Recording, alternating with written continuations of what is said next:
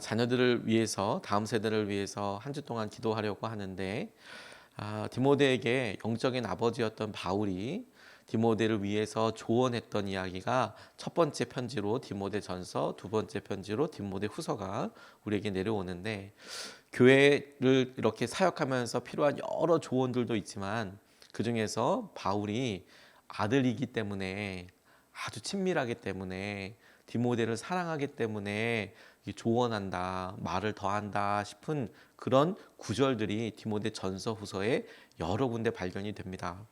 그가 사역자로서, 목회자로서 디모데가 사역하고 있는 곳에 조언을 하며 그가 사역하고 있는 곳에서 이런 경우는 이렇게 하면 좋을 것 같다, 여러 어려움들, 고민거리들에서 대답을 해주기도 하지만, 그런데 보다 더 친밀한 마음으로, 그런데 디모데가 너 이렇게 하기를 원해 라고 개인적이며 아주 친밀한 사이에서 하게 되는 조언들을 한 5가지 정도를 발견하고, 그걸 놓고 우리가 영적인 아버지 바울이 디모데에게 이야기하는 것처럼 우리가 육신의 부모이지만 그 부모의 모습을 더 떠나서 우리가 영적인 아비, 어미일 때 사랑하는 우리 아이들에게, 그리고 다음 세대들에게 이렇게 기도하고 이렇게 길이 열리도록 함께 마음을 모아주는 것이 중요하겠다. 이번 한 주 동안에는 그것을 중심으로 함께 보았으면 좋겠습니다. 그래서 우리 아이는, 우리 다음 세대는 하나님의 자녀입니다. 하나님의 사람입니다. 그래서 이 디모데에 통해서 하는 말씀들을 이렇게 보면서 특별히 오늘은 부모와 자녀들 사이에 우선순위에 대해서, 부모와 자녀 사이에 있는 여러 일들의 우선순위에 대해서 두 개 다 이 우선순위에 대해서 좀 살펴보고 싶습니다. 질문해 보고 싶습니다. 자녀와의 관계에 있어서 우리들이 기본적으로 상정하는 것은 부모와 자녀 사이의 관계를 생각해요. 우리가 우리 자녀들에게, 자녀에게 우리가, 다음 세대에게 우리가 어떤 의미가 있는지를 생각하고 그렇게 기도합니다. 그런데 그 기도 제목을 간절히 놓고 기도할 때마다 우리가 쉽게 잊어버리고 있는 것이 무엇이냐면, 말씀은 하나님과 부모 그리고 자녀 이렇게 삼각관계로 이야기하고 있다는, 주목하고 있다는 점을 쉽게 잊어버려요. 우리가 자녀들을 사랑하기 때문에 자녀들의 미래와 진로와 지금 환경과 여러 가지 닥친 여러 일들을 놓고 기도하지요. 그리고 그것이 우리와 관련된 일일 경우들도 많이 있습니다. 그런데 그렇게 간절히 기도하다 보니까 하나님과 우리 사이, 하나님과 우리 자녀 사이, 그리고 하나님을 중심으로 해서 자녀와 우리 사이, 이 관계를 하나님이 빼져 있고 당장 하는 우리 아이들과 관련된 주제로, 급박한 주제들로 집중되게 되는 것이죠. 그래서 우선순위를 가만히 생각해 보면 그게 무슨 말인가 싶지만, 처음 창조되었을 때 하나님께서 만든 창조의 질서를 보면 하나님께서 사람들을 만드실 때, 여러 세상을 만드실 때, 이 세상을 만드실 때 하나님께서 사람을 만드실 때 하나님을 예배하고 하나님을 경배하고 세상을 다스리라고 사람을 만드셨어요. 그런데 타락한 이후에 사람들이 어떻게 변화됐냐면, 섬기고 경배하라는 하나님이 경배의 대상이 아니라 하나님께서 다스리라고 만들어주신 피조물들이 세상을 믿고 따르고 의지하고 두려워하고, 다시 말해서 이 세상을 경배하고 세상의 필요와 세상으로 만들어진 여러 일들을 갖다가 예배하고 거꾸로 하나님을 다스리려고 하는 거예요. 다스린다는 말이 얼른 마음에 안 닿으실 수 있겠지만, 하나님을 조정하고 하나님을 얼르고 달래서 하나님께서 이렇게 내가 세상에서 무언가 성공하고 무언가 할 수 있도록 세상을 경배하는 일에, 세상이 더 중요한 일에 하나님을 어떻게든 같이 연결시키려고 하는 그런 구조로 이게 바뀌어지는 거죠. 처음과 머리와 끝이 확 거꾸로 뒤바뀌는 거예요. 자녀들은 마찬가지입니다. 하나님께서 우리에게 소중한 우리 아이들을 맡겨주신 것은 하나님을 예배하고 하나님을 따르는 우리에게 하나님께서 이 세상의 미래와 하나님의 계획을 위해서 특별히 주신 하나님에 대한 우리 아이들, 다음 세대들을 하나님의 말씀으로 함께하고, 하나님께서 우리에게 주신 영적인 권위로 어렸을 때는 다스리고 가르치고 양육해서 함께하라고 하셨는데, 근데 어느 순간에 아이들이 우리의 머리 위에 있어서 아이들이 어이구 이 아이들이 어떻게 되나 싶어서 걔네들을 경배하고 걔네들을 따르고, 그리고 그 아이들을 위해서 어떻게든 하나님을 얼르고 설러서 하나님 이런 일이 있었으면 좋겠습니다라고 우선순위가 이렇게 조금만이라도 우리가 집중하지 않으면 바뀌어버리게 돼서 영 이상한 방향으로 가게 되는 일들이 많이 보이는 거죠. 하나님께서 우리에게 이 디모데를 통해서 바울이 이야기하고 있는 장면을 통해서 이 기본적인 관계를 회복시키며 무엇에 집중해야 될지를 보여주신다고 싶어요. 첫 번째가 믿음이라고 싶습니다. 믿음. 그런데 여러분, 이 믿음을 놓고 기도할 때 우리가 믿음 우리 아이에게 있도록 기도하죠. 자녀들에게. 근데 오늘 바울이 디모데에게 이야기하고 주목하고 있는 이 믿음이 선한 싸움과 관련되어 있다는 점을 같이 주목하고 싶어요. 오늘 18절 19절 말씀을 보면 아들들 디모데여, 이전에 그대에 관하여 내린 예언을 따라 내가 이 명령을 그대에게 내립니다. 그대는 그 예언대로 선한 싸움을 싸우고 믿음과 선한 양심을 가지십시오. 어떤 사람들은 선한 양심을 버리고 그 신앙생활에 파선을 당하였습니다. 이렇게 권면하고 있는데, 다른 여러 구문들보다도 이 1장에 나오는 이 구절이 그야말로 디모데를 아들로 생각하는 바울이 디모데에게 권면하고 있는 장면인데, 그런데 여러분, 이 디모데를 위해서 바울이 권면하고 기도할 때 주목한 것은 디모데의 평안을 놓고 기도하고 있지 않아요. 디모데를 사랑하고 디모데를 위해서 기도하는데, 나는 네가 무조건 잘 됐으면 좋겠어. 네가 하고 있는 여러 일들에 어려움이 없었으면 좋겠어. 이렇게 기도하고 있는 게 아니라는 점을 같이 보고 싶어요. 오히려 선한 싸움을 하도록 그렇게 다시 당부하고 있어요. 디모데에게, 사랑하는 디모데에게 이야기하고 있는 것은 뭐냐면, 너의 삶이 평탄하고 아무 문제 없고 형통하고 잘 되라, 이게 아니라 나는 네가 선한 싸움을 싸웠으면 좋겠어. 이렇게 이야기하고 있는 거죠. 우리가 생각하고 노력하는 것과는 굉장히 다릅니다. 하나님을 예배하고 하나님께서 우리에게 맡기시고 허락하신 자녀라고 생각을 할 때 바울이 디모데를 놓고 해줄 수 있는 가장 커다란 사랑의 표현과 권면이 편안한 길에 머무르는 것이 아니라 너의 길이 어려울 수 있어도 선한 싸움을 하는 길이 되기를 원하고 축복한다. 우리의 마음과 우리의 기도를 우리가 바울의 관점과 권면을 통해서 비춰보아야 하겠습니다. 우리의 기도가 아이들의 무조건적인 평안과 아무 문제 없는 것, 우리가 철도를 예비하고 기도하면서 아이들이 갈 길을 기도하고 그렇게 예비하고 믿음을 쓰는 것은 너무도 필요한 일이고 우리가 이번 주에 하려고 하는 일이기도 합니다만, 근데 그 마음의 중심에 우리가 아무 문제 없기를 원해 가 아니라, 하나님 우리 아이들이 주님의 마음과 주님의 말씀대로 사는 일에 선한 싸움을 하게 해주십시오. 그리고 그 일에 우리가 예비되고 그 일에 승리할 수 있도록 우리가 함께 메어 달리고 축복하는 것이 너무도 중요하겠다 싶은 그런 생각을 주목하게 됐어요. 우리에게 편안한 길이 자녀들에게 보게 되는 것이 아니에요.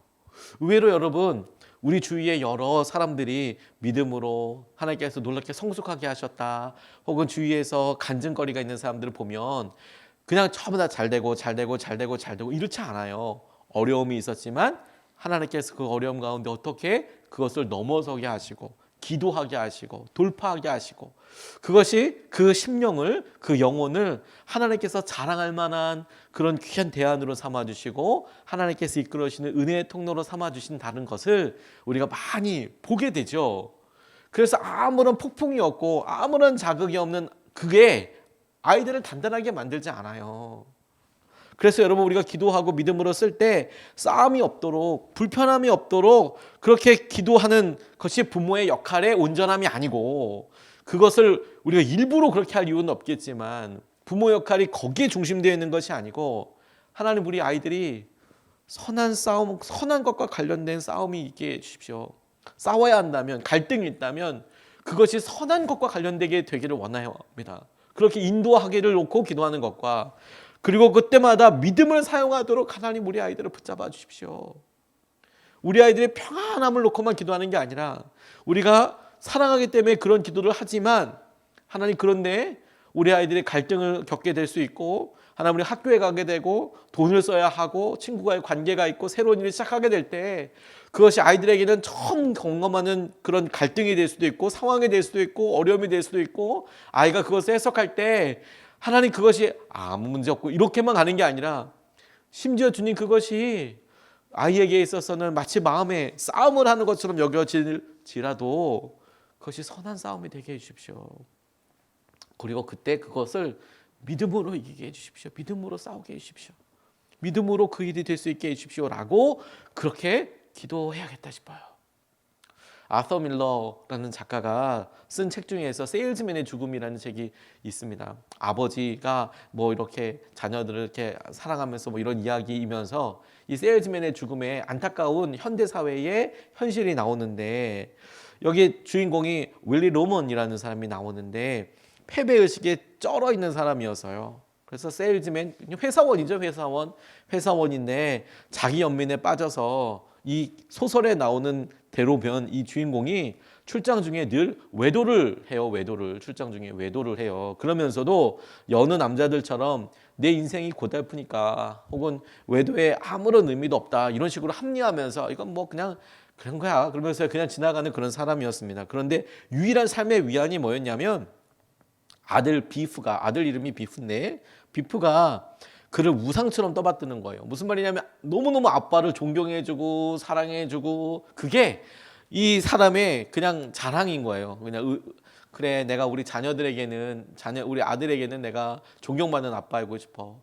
내가 나가서 그래 직장인이고 그래서 열심히 살고 그리고 심지어 자기가 윤리적으로 도덕적으로 나가서 외도하고 그런 삶이 있지만 그래도 내가 집에서만큼은 우리 아들한테 사랑받고 존경받는 아들이고 싶어. 실제로 그런 거 들었고 이제 만족감을 느끼는 거죠. 그런데요 어느 날 이 아들한테 외도를 들켜요. 엄청 괴로운 장면이죠. 그런데 처음에 윌리가 허풍을 떨면서 야 비프야 너도 어른이 되면 이런 일을 다 알게 될 거야. 처음에 자기의 외도 장면을 걸리니까 아들한테 네가 철들면 아빠를 이해할 수 있을 거야. 여러분 이거 많이 어디서 들어보지 않았습니까? 우리가 우리의 삶에 있어서 정제되지 않은 부분 그리고 정결하지 않은 부분에 대해서 아이들한테 헉 걸리고 나서 이해하게 될 거야 네가 부모를. 그런데 그렇게 너도 어른이 되면 이런 일들 다 알게 될 거야 이렇게 말했는데 이 비프가 아들이 빤히 쳐다보고 있자 이 아버지 윌리가 아들에게 다 잊어버려 명령이야 이렇게 이야기해요. 윽박질러요. 잊어버려 이건 아무것도 아니야. 이거는 애들이 신경 쓸 것도 아니야. 그런데요 이 비프가 아들이 아버지한테 거짓말쟁이 엉터리 사기꾼 이러고 부르면서 달아나요. 근데 그 장면이 정말 이 윌리가 완전히 무릎이 꺾이는 장면입니다. 뭐 벌거숭이처럼 다 드러나는 거죠. 뭐 자기가 갖고 있었던 것들, 상황들. 정작 자기는 믿음의 싸움을 하지 않아요. 싸움을 하지 않고 결로가 하지 않아요. 근데 걸려요. 근데 자녀들한테 그렇게 하는 게 무슨 의미가 있어요? 우리의 갈등이 없겠습니까? 없을 수 있겠습니까? 주님께서 우리에게 갈등 없다, 어려움 없다고 얘기하신 적은 없어요. 주님이 우리에게 늘 약속해 주신 것은 아무것도 어려움이 없는 평탄한 삶이 아니라 심지어 우리가 어려움을 만나고 불 속에 들어가더라도 거기에 함께 해주시겠다고 주님께서 말씀해 주신 거죠. 그러니까 우리가 기도하면서 이런 질문도 해봐야 되지 않겠습니까? 아이들의 무탈함과 어려움들이 있지 위해서 기도하면서도 동시에 우리 스스로 아이들이 주님 이런 갈등이 주님께서 주시는 여러 은혜 가운데 선한 싸움 그것이 될 수 있도록 우리가 응원하고 함께 싸우고 함께 하고 우리도 그러하며 그리고 이것이 믿음을 사용할 수 있는 길이 될 수 있도록 함께 기도하고 함께 붙잡는 그런 삶이 되게 해주십시오. 우리 아이들이 선한 싸움을 싸우게 해주시고 믿음으로 하게 해주십시오. 미국의 중서부 농부들이요 눈보라가 칠 기미가 보이면 집과 헛간을 밧줄로 연결한대요. 집과 헛간을 밧줄로 연결한대요. 바보스럽죠. 왜 집과 헛간을 창고를 밧줄로 연결해요? 그거 뭐 묶어 놓는다고 그게 뭐 안 날아가겠어요? 근데 오히려 여러분 눈보라 속에서 방향 감각을 잃어버린대요. 자기 집 마당인데도 죽을 수 있대요. 미국은 이렇게 집이 땅이 넓으니까 집을 여러 개 이제 뭐 헛간도 지어놓고 뭐도 지어놓고 이렇게 하잖아요. 근데 눈이 확 와버리면 엄청 많이 와버린대요. 그러니까 갔는데 나갔다가 자기 이 집에서도 눈에 들어갔다가 못 나오는 경우도 있는 거예요. 실제로 이번 일본에서도 그런 일이 있었다죠. 그러니까 눈이 막 1.3m, 30m, 130m, 막 150m 이렇게 와버리니까 우리는 우리 키보다 좀 작네라고 생각하지만 길을 내느라고 이렇게 하면 올라 쌓이는 곳은 이게 2m, 3m 될 거 아닙니까? 그러니까 거기 가다가 묻히면 매몰되는 거예요. 그냥 죽는 거예요. 그렇게 되는데 이 파커 파머라는 사람이 자기 집 마당에도 죽을 수 있다는 것을 알기 때문에 밧줄 묶어 놓으면 그 밧줄 붙잡고 밧줄만 붙잡으면 되는 거예요. 그러면 헛간으로 가든 어디를 가든 그 밧줄 붙잡고 연결돼서 갈 수 있죠. 아무것도 안 보이더라도. 저희가 기도하는 게 바로 그거예요. 밧줄 묶는 거예요.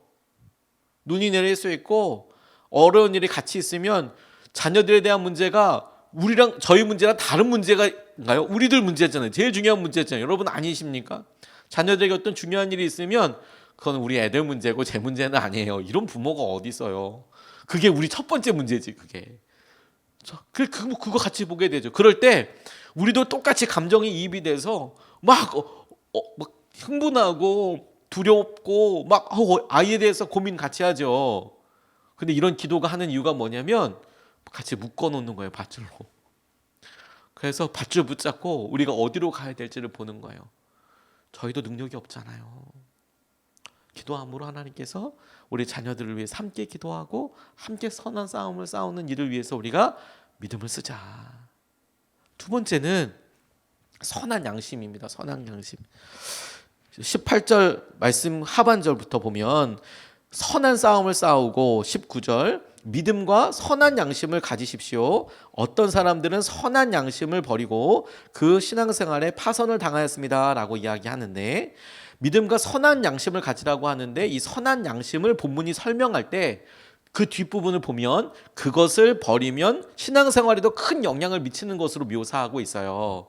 그래서 선한 양심이 뭐냐라고 보면 하나님을 향한 마음, 하나님을 함께하기 때문에 느껴지게 되는 그런 죄에 대한 감각, 혹은 내가 바르게 살아야겠다라고 생각하는 깨달음을 향한 구체적인 실천, 이런 것을 선한 양심이라고 해석을 할 수가 있어요. 본문에 나오는 말로 해석을 하면 단순히 그냥 양심 이런 것이 아니라 하나님과 믿음 생활을 하는 데 있어서 우리가 마땅히 겪어가야 할 갈등을 알아가고 깨달아가고 싸워가는 데서 생기는 삶으로 알아가는 영역, 이걸 선한 양심이라고 할 수 있어요. 계속 그렇게 해야 이 삶은 잘못된 거야, 이게 생기거든요. 그냥 머리로만 알고 그렇다 그렇게 하면 아는 것 같지만 실제 삶에서는 적용이 안 되지만, 믿음으로 실제 그 길을 순종해보고 쌓아보면 그것이 한 번, 두 번, 세 번, 네 번 체득되면서 우리 안에 공통적인 어떤 마음이 돼요. 그래서 그 다음에 그런 상황에 있을 땐 자동으로 이것이 내가 어떻게 해야 될지를 결정하는 중요한 기준이 돼요. 선한 양심이란 하나님을 알아가고 하나님께서 하신 여러 일들에 대해 주신 교훈과 반대되는 악한 행위에 의해서 내가 그것을 바라보고 그것을 알아차리고 싸워가는 것을 말하는 겁니다. 이 믿음에서 깨달아지는 행동을 표현하는 것인데 이것이 자연스럽게 생기는 게 아니에요. 그리고 이것은 가만히 있어도 되는 게 아니에요. 그러면 가만히 있어서 안 하면 되느냐? 근데 자동으로 생기는 것도 아닐 뿐더러 선한 양심으로 믿음 생활을 계속 해가지 않으면, 그러면 뒤에 나오는 여러 사람 이름처럼 믿음 생활까지도 선한 양심을 버리고 믿음 생활도 버리고 가게 되는 거예요. 저희가 우리 아이들이 믿음 생활 힘들고 어려울 때 왜 우리 아이들은 믿음이 없을까? 혹은 믿음으로 하나님 어떻게 되지 않을까라고 주목하게 될 때 믿음으로 알아야 되는 영역들과 정보들이 많은 게 아니지 않습니까? 예수님에 대한 얘기, 예수님께서 우리를 항해하신 여러 일들이 막 어렵고 엄청 많지 않잖아요. 근데 정작 우리가 고민하는 것은 구원을 받았냐 받지 않았냐 아주 중요한 문제이면서 동시에 아이들에게 선한 양심이 있는가, 그것을 같이 붙잡고 같이 기도하고 우리가 싸워야 될 영역인 것이죠. 아이들과 함께 선한 양심이 있는가. 그래서 아이들이 세상을 바라볼 때, 그리고 우리를 통해서 세상을 바라보게 될 때, 우리를 통해서 세상이 어떻다라는 것을 이해하고 해석하게 될 때 우리 스스로가 갖고 있는 선한 양심과 하나님께서 우리에게 주는 은혜를 같은 눈으로 보게 할 때 우리가 마땅히 기도해야 될 부분인 거예요. 선한 양심을 갖게 해주십시오. 함께 순종하게 되는 거예요. 일본에서 처음으로 순교자들이 일어났던 그런 생긴 도시가 나가사키라는 곳이랍니다. 처음 대규모로 생긴 곳이요. 이 나가사키라는 곳에 20명의 일본인 그리스도인이 6명의 선교사랑 함께 교토에서 출발해서 약 800여 킬로미터를 끌려왔어요. 걸어서 질질 끌려서 당시에 뭐 차가 있었겠습니까? 뭐가 있겠습니까? 그래서 사람들한테 이렇게 그리스도교를 믿는 사람들은 이렇게 죽을 거야. 다 이렇게 조리돌림한다고 하잖아요. 그렇게 끌려다니면서 800km 질질 끌려왔어요. 그 중간에 운센이라는 곳이 있는데 온천 지역이었습니다. 거기가 고문하는 곳이었어요. 온천이 한 80도에서 90도가 올라온 뜨거운 물이 자연적으로 막 용암이 나오면서 펄펄펄 끓는 물이 나오잖아요. 거기 데려가서 뜨거운 물에다가 머리를 갖다가 담궜대요. 거꾸로. 견디지를 못했대요. 그래서 배교하는 사람도 너무 많고 그랬는데도 끝까지 배교하지 않는 사람들이 있었어요. 난 끝까지 예수 믿겠다고. 근데 여러분 그때 당시만 해도 엄청난 무슨 신학이 있거나 그러지 않았어요. 그 사람들이 무슨 엄청난 신학을 가지고 이렇게 한 게 아니라 정말 단순히 예수님을 만났고 예수님을 믿었고 고백했어요. 정말 단순한 삶이었어요. 뭐 교회가 번변하게 있었던 것도 아니고 신학적인 교육을 엄청 받았던 것도 아니고 그게 정말 삶의 기적이라고밖에 할 수 없겠죠. 그렇게 끌려가는데 그 잡힌 사람들의 가족들은 어땠을 것 같습니까? 그걸 멀리서 보거나 끌려다니는 그 모습을 보면서 안타깝게 그 주위를 돌아다니지 않았겠어요? 근데 마지막에 이 사람들이 했던 끔찍한 일이 뭐냐면 성경에 예수라는 사람이 십자가 죽었다는데 너희들도 다 십자가에서 죽여줄게. 그래서 나가사키에 와서 십자가형을 처했어요. 십자가를. 그런데 거기에 그 십자가형에서 죽은 사람들 26명의 사람들이 있는데 이 26개의 동상 가운데 3개가 당시 12살, 13살, 15살짜리 순교당한 어린아이 동상이 거기 있어요. 26명 죽은 사람 중에서 3명의 아이가 거기 있었어요. 아이가 12살, 13살, 15살. 그런데 그 중에 있었던 일을 묘사한 글을 보면 어떤 얘기가 나오냐면 자기 앞에서 부모가 십자가에 달리는 것을 봤어요. 근데 그 십자가를 하고 있는 그 군인들일 거 아닙니까? 일본 군인들, 막부의 군인들 앞에 어린아이가 달려가서 자기 부모를 그렇게 십자가형을 처하는 그 군인들에게 뭐라고 이야기하냐면 이 아이가 내가 달려야 할 십자가는 어디에 있습니까? 라고 얘기해요. 내가 달려야 될 십자가는 어디에 있어요? 자기도 같이 죽겠다는 거죠. 내가 달려야 될 십자가는 어디? 우리 부모들이 십자가를 지금 앞에 죽고 있는데 매달리고 있는데 그 부모를 처형하는 사람들한테 뛰어가서 아이가 내가 달릴 십자가는 어디 있냐고 나도 달아달라고. 그래서 같이 죽어요. 우리 아이들이 하나님께서 주신 놀라운 은혜 가운데 선한 양심을 갖게 되기를 원해요. 믿음의 싸움을 하게 되기를 원해요. 그렇다고 삶이 막 평지풍파 가운데 막 들어가게 해달라고 이런 거 아니에요. 우리가 뭐 엄청 그런 걸 놓고 기도하는 건 아니에요. 하지만 우리가 보았을 때 하나님 보시기에 우리 자녀들이 믿음의 사람이 되기를 원합니다. 그리고 갈등이 없고 주위의 여러 사람들과 함께 평안하게 지내게 되기를 정말 원합니다. 하지만 우리가 살면서 갈등이 전혀 없을 수 없고 힘든 여러 일들이 있을 수밖에 없을 때 우리 아이들은 그 선한 싸움을 싸우게 해주십시오. 믿음으로 그 일을 마주하게 해주십시오. 그리고 그 일을 통하여서 선한 양심이 있게 해주십시오. 우리가 그렇게 첫 번째 우리 아이들을 축복하며 기도하면 좋겠습니다. 오늘 보면 두 가지 말씀을 전했습니다. 믿음이 있게 해주십시오. 그리고 선한 양심이 있게 해주십시오. 하나님께서 하신 은혜로 우리 자녀들을 붙잡아 주시고 인도하여 주십시오. 이렇게 2번 나눠서 같이 기도하겠습니다. 첫 번째 기도할 것은 주님, 우리 아이들에게 큰 믿음을 더해달라고 기도하고 싶습니다. 이 믿음을 더해달라는 것은 예수님을 믿게 해주시고 따르게 해주십시오라는 것에 더 구체적으로 하나님 우리 아이들이 갈등이 있을 수 있고 그것을 놓고 기도할 때 하나님 우리 아이들이 삶의 방향이 주님과 함께하는 선한 싸움을 싸우게 해주시고 그리고 그것에 믿음으로 반응하게 해주십시오. 우리 아이들이 주님의 뜻과 은혜대로 잘 자라게 해주시고 우리 다음 세대가 이렇게 자라게 해주실 때 우리 아이들에게 큰 믿음과 은혜를 더하여 주십시오. 우리가 이렇게 같이 첫 번째로 함께 같이 기도하시겠습니다. 아버지 하나님, 주의 은혜와 주의 마음을 따라